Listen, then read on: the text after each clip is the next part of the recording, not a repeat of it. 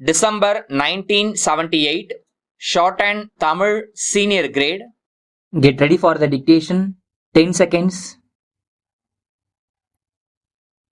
5 seconds. Start. ஐயா, இந்த மாநிலத்தில் வேளாண்மை நிலை மனநிறைவு அளிப்பதாக அமைந்திருக்கிறது.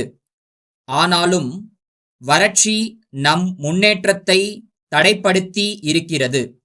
நம்முடைய தேவை போக உபரியாக உள்ள தானியத்தை கவனத்துடன் கணக்கிட்டு விற்பனைக்கு என்று உபரி தானியம் பெருமளவில் அரசாங்க கட்டுப்பாட்டில் இருந்தாக வேண்டும். இதன் மூலம் இதுதான் நாம் கையாளும் அணுகுமுறை என்று அரசாங்கம் குறிப்பிட்டிருக்கிறார்கள். அந்த கட்டுப்பாடு மிக மிக அவசியம். இந்த கட்டுப்பாடு இருக்கிற காரணத்தால்தான் இப்பொழுது ஏழை எளியவர்களுக்கு உணவு தானியங்கள் கிடைத்து வருகின்றன. இந்த கட்டுப்பாட்டை சொல்லுகிற நேரத்தில் முன்னால் இருந்த தட்டுப்பாடு என் கவனத்திற்கு வருகிறது.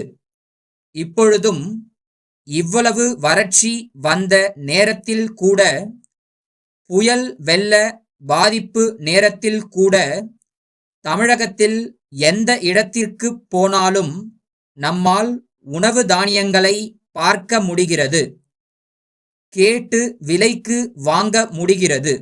ஆனால் 2 ஆண்டுகளுக்கு முன்பு அவைகளை கண்களால் பார்க்கக்கூட முடியாத அளவுக்கு தட்டுப்பாடு இருந்தது. எனவே இந்த உணவு தானியங்கள், உபரி தானியங்கள் பெருமளவில் அரசாங்கத்தின் கையிருப்பில் இருக்க வேண்டியது மிக அவசியமானதாகும்.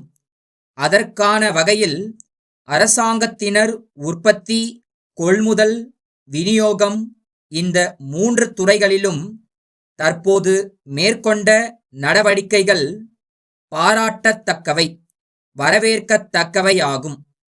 வணிகர்களிடமிருந்து 20% அரசு கொள்முதல் செய்வதற்கு திட்டமிட்டு நிறைவேற்றி வருவது பற்றி நண்பர்கள் கூறினார்கள். உணவுப் பொருள்களை வழங்குகிற கழகம் அமைத்திடவும், அந்த கழகம் சில்லறை கடைகள் பலவற்றை சீராக பல்வேறு மாவட்டங்களிலேயும் சென்னையிலேயும் அமைத்து தானியங்கள் கொடுக்கிற வகையிலேயும் மேற்கொள்ளப்பட்ட நடவடிக்கைகள் பாராட்டத்தக்கவையாகும்.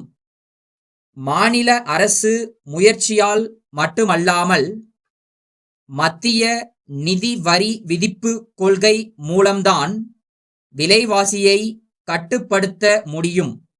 நான் இதை சொல்லுகிற போது இந்த அரசு இவைகளை அறிவித்த வகையிலேயும் உணவு தானியங்கள் ஏழைகளுக்கு, இல்லாதவர்களுக்கு, பாட்டாளிகளுக்கு கிடைக்காமல் போகக்கூடாது என்கிற வகையிலேயும் எடுத்திருக்கிற முயற்சிகள் பாராட்டத்தக்கவை என்பதை தெரிவித்துக் கொள்கிறேன்.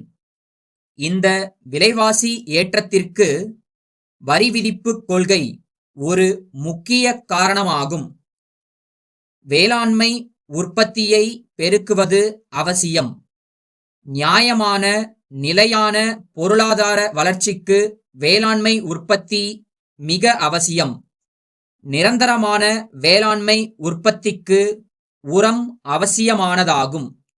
இந்த உர உற்பத்தி தொழில்களை உள்நாட்டிலே துவக்க வேண்டியதற்கும், வெளிநாட்டிலிருந்து உரத்தை இறக்குமதி செய்வதற்கும் நீண்டகால திட்டம் வேண்டும். அதனுடைய அவசியத்தை மத்திய அரசு உணர்ந்து மிக அவசியமான இந்த காரியத்தை செயல்படுத்த வேண்டுமென்று இந்த நேரத்தில் நான் தெரிவித்துக் கொள்வேன். அடுத்து, காலத்திற்கு ஏற்றவாறு நம்முடைய பாசன வசதிகளை சீராக்கிட வேண்டும். எனவே காவிரி பாசன ஏற்பாட்டை காலத்திற்கேற்றவாறு மாற்றியமைக்க வேண்டுகிறேன். காஞ்சிபுரம் பட்டு சேலை தயாரிப்பாளர்கள் சங்கம் பம்பாயிலுள்ள இந்திய பட்டு வாரியத்திற்கு அனுப்பிய கடிதம். அன்புடையீர், காஞ்சிபுரம் பட்டுப் புடவைகளின் நேர்த்தியை பற்றியும் விற்பனை பற்றியும் நாங்கள் சொல்லி உங்களுக்கு தெரிய வேண்டும் என்பதில்லை. நமது நாட்டின் ஏற்றுமதி வியாபாரம் கணிசமான வருமானத்தை அளிக்கிறது. இருந்தும் பட்டு சேலை தயாரிப்பாளர்களுக்கு பலவித பிரச்சனைகள் உள்ளன. இவைகளுக்கு தீர்வு காண வேண்டி இதை எழுதுகிறோம். உங்கள் வாரியத்தின் மூலம் எங்களுக்கு கிடைக்கும் கச்சா பட்டு எல்லா சமயங்களிலும் ஒரே தரமாயில்லை.